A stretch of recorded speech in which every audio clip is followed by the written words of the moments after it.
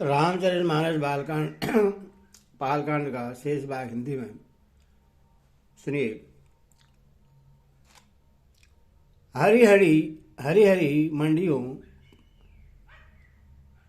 पत्रे व पत्ते फल बनाने तथा पदराग मड़ियों, मणि के फूल बनाए मंडप की अत्यंत विचित्र रचना देखकर वर्मा का मन भी भूल गया।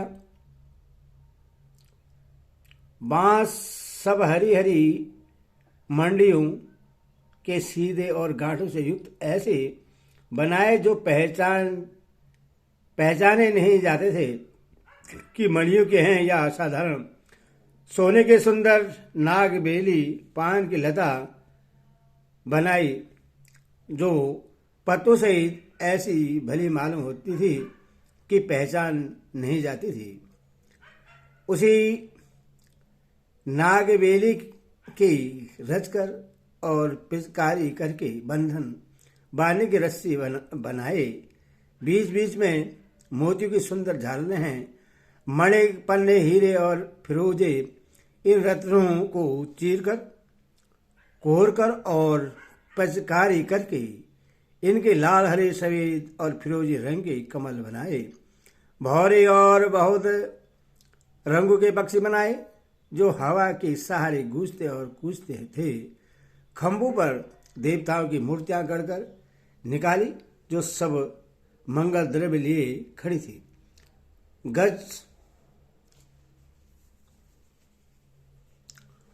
गज मुक्ताओं के सहज ही सुहावने अनेक तरह की चौके पुराए। नीले मणि को कोरकर अत्यंत सुंदर आम के पत्ते बनाए। सोने के बोरे आम के फूल और रेशम की डोरी से बधे हुए पन्ने के बने फलों के गुच्छे सुशोभित हैं। ऐसे सुंदर और उत्तम बंदरहार बनाए मानो कामदेव ने फंदे सजाए हों। अनेकों मंगल कलश और सुंदर ध्वजा पताका और पर्दे और चवर बनाए जिसमें मणियों के अनेकों सुंदर दीपक हैं। उस विचित्र मंडप का तो वर्णन ही नहीं किया जा सकता। जिस मंडप में श्री जानकी जी दुल्हनी होगी, जिस कवि की ऐसी बुद्धि है जो उसका वर्णन कर सके। जिस मंडप में रूप और गुणों के समुद्र श्री रामचंद्र जी दुल्हे होंगे, वह मंडप तीनों लोकों में प्रसिद्ध होना ही चाहिए। जनक जी के महल की जैसी शोभा है, वैसी शोभा नगर के प्रत्येक घर की दिखाई देती है। उस समय जिसने तिरहुत को देखा, उसे 14 भुवन तुच्छ जान पड़े। जनकपुरी में नीचे के घर भी उस समय जो संपदा सुशोभित थी, उससे देखकर इंद्र भी मोहित हो जाता था। जिस नगर में साक्षात लक्ष्मी जी कवट से स्त्री का सुंदर वेश बनाकर बसती है, उस पुर की शोभा का वर्णन करने में सरस्वती और शेष भी सकुचाते हैं। जनक जी के दूत श्री रामचंद्र जी की पवित्र पुरी अयोध्या में पहुंचे। सुंदर नगर देखकर वह हर्षित हुए। राजद्वार पर जाकर उन्होंने खबर भेजी। राजा दशरथ ने सुनकर उन्हें बुला लिया। दूतों ने प्रणाम करके चिट्ठी दी। प्रश्न होकर राजा ने स्वयं उठकर उसे लिया। चिट्ठी बांचते समय उनके नेत्रों में जल प्रेम और आनंद के आंसू छा गया। शरीर पुलकित हो गया और छाती भर आई। हृदय में राम और लक्ष्मण है, हाथ में सुंदर चिट्ठी है। राजा उससे हाथ में लिए ही रह गए। खट्टी मीठी कुछ भी कह न सके। फिर धीरे धीरे कर उन्होंने पत्रिका पढ़ी। सारी सभा सच्ची बात सुनकर हर्षित हो गई।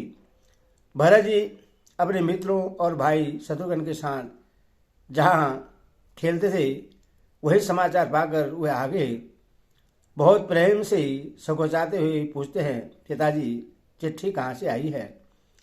हमारे प्राणों से प्यारे दोनों भाई, कहिए सकुशल तो है और वे किस देश में है? सने ये वचन सुनकर राजा ने फिर से चिट्ठी पढ़ी। चिट्ठी सुनकर दोनों भाई पुलकित हो गए। स्नेह इतना अधिक हो गया कि वह शरीर में समाता नहीं। भरत जी का पवित्र प्रेम देखकर सारी सभा ने विशेष सुख पाया। तब राजा दूतों को पास बैठाकर मन को हरने वाली मीठे वचन बोली, भैया कहो, दोनों बच्चे कुशल से हैं? कुशल से तो हैं, तुमने अपनी आंखों से उन्हें अच्छी तरह देखा है ना? सांवले और गोरे शरीर वाले वे धनुष और तरका धारण किए रहते हैं, किशोर अवस्था है, विश्वामित्र मुनि के साथ हैं। तुम उनको पहचानते हो तो उनका स्वभाव बताओ। राजा प्रेम के विशेष बस होने से बार बार इस प्रकार कहो पूछ रहे हैं। भैया, जिस दिन से मुनि उन्हें लिवा ले गए तब से आज ही हमने सच्ची खबर पाई है। कहो तो महाराज जनक ने उन्हें कैसे पहचाना? ये पीरी प्रेम भरे वचन सुनकर दूत मुस्कुराए। दूतों ने कहा, हे राजाओं के मुकुटमणि, सुनिए, आपके समान धन्य और कोई नहीं है। जिनके राम और लक्ष्मण जैसे पुत्र हैं वे दोनों विश्व के विभूषण हैं। आपके पुत्र पूछने योग्य नहीं है, वे पुरुष सिंह तीनों लोगों के प्रकाश स्वरूप हैं। जिनके यश के आगे चंद्रमा मलिन और प्रताप के आगे सूर्य शीतल लगता है। हे नाथ, उनके लिए आप कहते हैं कि उन्हें कैसे पहचाना? क्या सूर्य को हाथ में दीपक लेकर देखा जाता है? सीता जी के स्वयंवर में अनेकों राजा और एक से एक बढ़कर योद्धा एकत्रित हुए थे, परंतु शिवजी के धनुष को कोई भी नहीं हटा सका। सारे बलवान वीर हार गए। तीनों लोगों में जो वीरता के अभिमानी थे, शिवजी के धनुष ने सबकी शक्ति तोड़ दी। बाणासुर जो सुमेरु को भी उठा सकता था, वह भी हृदय में हार कर परिक्रमा करके चला गया। और जिसने खेल से ही कैलाश को उठा लिया था, वह रावण भी उस सभा में पराजय को प्राप्त हुआ। हे महाराज सुनिए, वहां जहां ऐसे ऐसे योद्धा मान गए, रघुबर श्री रामचंद्र जी ने बिना ही प्रयास शिव जी के धनुष को वैसे ही तोड़ डाला जैसे हाथी कमल की डंडी को तोड़ डालता है।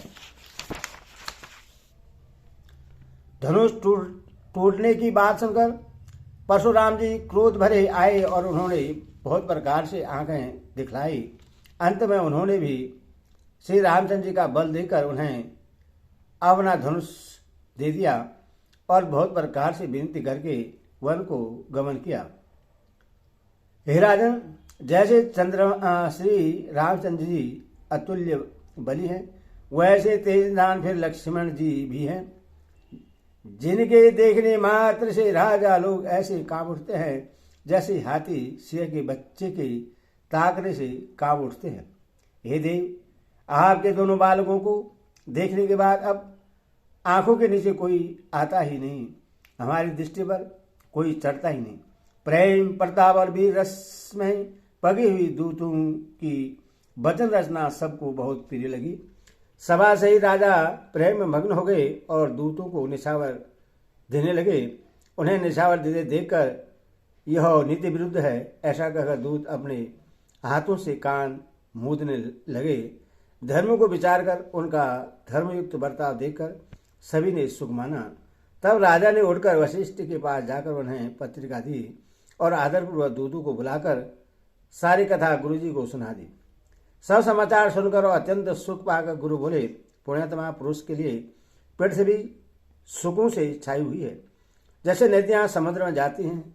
यदि समुद्र को नदी की कामना नहीं होती, वैसे सुख और संपत्ति बिना ही बुलाए स्वाभाविक ही धर्मात्मा पुरुष के पास जाती है। तुम जैसे गुरु ब्राह्मण गाय और देवता की सेवा करने वाले हो, वैसे ही पवित्र कौशल्या देवी भी है।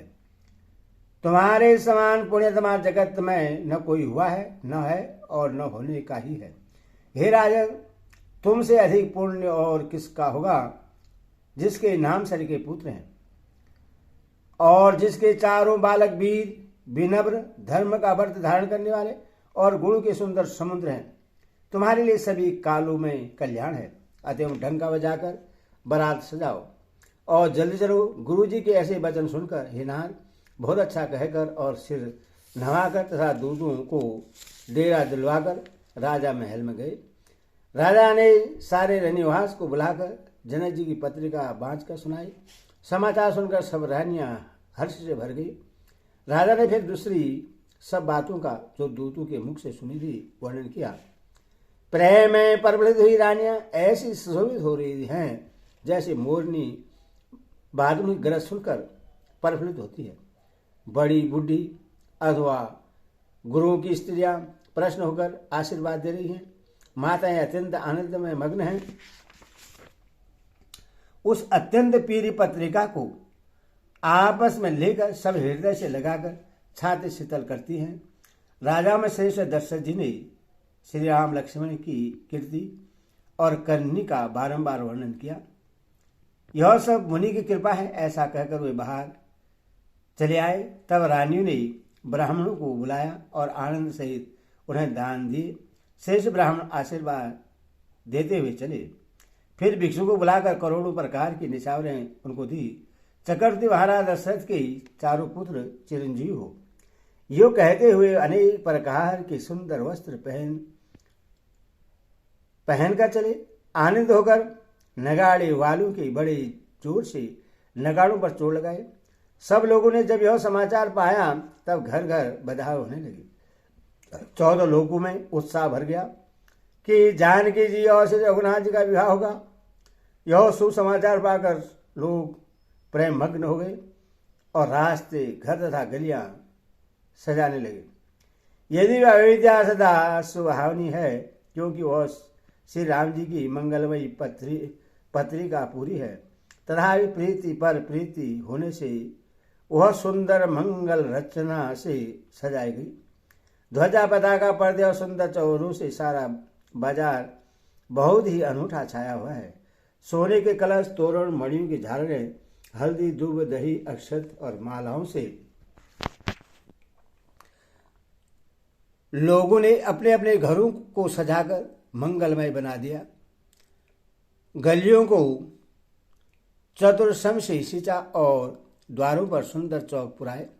चंदन, केसर, कस्तूरी और कपूर से बने हुए एक सुगंधित द्रव्य को चतुर्सम कहते हैं। बिजली की सी कांति वाली चंद्रमुखी हिरनी के बच्चे के से नेत्र वाली और अपने सुंदर रूप से कामदेव की स्त्री रति के अभिमान को छुड़ाने वाली सुहानी स्त्रियां सभी 16 श्रृंगार सजकर जहां तहां झुंड की झुंड मिलकर मनोहर वाणी से मंगल गीत गा रही हैं, जिनके सुंदर स्वर को सुनकर कोयलें भी लजा जाती हैं। राजमहल का वर्णन कैसे किया जाए, जहां विश्व को विमोहित करने वाला मंडप बनाया गया है। अनेकों प्रकार के मनोहर मांगलिक पदार्थ सुशोभित हो रहे हैं और बहुत से नगाड़े बज रहे हैं। कहीं भाट बिरुदावली कुल कीर्ति का उच्चारण कर रहे हैं तो कहीं ब्राह्मण वेद ध्वनि कर रहे हैं। सुंदर स्त्रियां श्री राम जी और सीता जी का नाम ले लेकर मंगल गीत गा रही हैं। उत्साह बहुत है और मंगल महल अत्यंत ही छोटा है। इसमें मानो वह उत्साह चारों ओर उबड़ चला है। दशरथ जी के महल की शोभा का वर्णन कौन कभी कर सकता है, जहां समस्त देवताओं की शिरोमणि श्री रामचंद्र जी ने अवतार लिया है। फिर राजा ने भरत जी को बुला लिया और कहा कि जाकर घोड़े, हाथी और रथ सजाओ, जल्दी से रामचंद्र जी की बारात में चलो। यह सुनते दोनों भाई भरत जी और शत्रुघ्न जी आनंद बस पुलक से भर गए। भरत जी सब सहानी घोड़सवार के अध्यक्ष बुलाए और उन्हें घोड़ों को सजाने की आज्ञा दी। वे प्रश्न होकर उठ दौड़े। उन्हें रुचि के साथ यथा योगी जी ने कसकर घोड़े सजाए। रंग रंग के उत्तम घोड़े सुशोभित हो गए। सब घोड़े बड़े ही सुंदर और चंचल करनी चाल के हैं। वे धरती पर ऐसे पैर रखते हैं जैसे जलते हुए लोहे पर रखते हों। अनेकों जाति के घोड़े हैं जिनका वर्णन नहीं हो सकता। ऐसे तेज चाल के हैं मानो हवा का निराधार करके उड़ना चाहते हैं। उन सब घोड़ों व भरत जी के समान अवस्था वाले सब छैल छबीले राजकुमार सवार हुए। वे सभी सुंदर हैं और सब आभूषण धारण किए हुए। उनके हाथों में बाण और धनुष है तथा कमर में भारी तरकश बधे हैं। सभी चुने हुए छबीले, छैल, शूरवीर, चतुर और नवयुवक हैं। प्रत्येक सवार के साथ 2 पैदल सिपाही हैं जो तलवार चलाने की कला में बड़े निपुण हैं। शूरता का बना धारण किए हुए रणधीर वीर सब निकलकर नगर के बाहर आ खड़े हुए। वे चतुर अपने घोड़ों को तरह तरह की चालों से फेर रहे हैं और भेरी तथा नगाड़े की आवाज सुन सुनकर प्रश्न हो रहे हैं। सारथियों ने ध्वजा, पताका, मणि और आभूषणों को लगाकर रथों को बहुत विलक्षण बना दिया है। उनमें सुंदर चवर लगे हैं और घंटियां सुंदर शब्द कर रहे हैं। वे रथ इतने सुंदर है मानो सूर्य के रथ की शोभा को छीन लेते हैं। अगणित श्यामगण घोड़े हैं। उनके सारथी ने उन रथों को जोत लिया है जो सभी देखने में सुंदर और गहनों से सजाए हुए सुशोभित हैं और जिन्हें देखकर मुनियों के मन भी मोहित हो जाते हैं। जो जल पर भी जमीन की तरह ही चलते हैं। वेग की अधिकता से उनकी टाप पानी में नहीं डूबती। अस्त्र शस्त्र और सब साज सजाकर सारथियों की रथियों को बुला लिया। रथों पर चढ़ चढ़कर बारात नगर से बाहर जुड़ने लगी। जो जिस काम के लिए जाता है सभी को सुंदर शकुन होते हैं। श्रेष्ठ हथियारों पर सुंदर, श्रेष्ठ हाथियों पर सुंदर आवारियां पड़ी हैं। वे जिस प्रकार सजाई गई थी सो कहा नहीं जा सकता। मतवाले हाथी घंटों से शोभित होकर घंटे बजाते हुए चले मानो सावन के सुंदर बादलों के समूह गरजते हुए जा रहे हैं। सुंदर पालकियां, सुख से बैठने योगी ताम जान जो कुर्सीनुमा होते हैं और रथ आदि और भी अनेक प्रकार की सवारियां हैं। उन पर श्रेष्ठ ब्राह्मण के समूह चढ़कर चले मानो सब वेदों के ही छंद ही शरीर धारण किए हुए। हरि ओम तत्सत। बोले सियावर रामचंद्र की जय।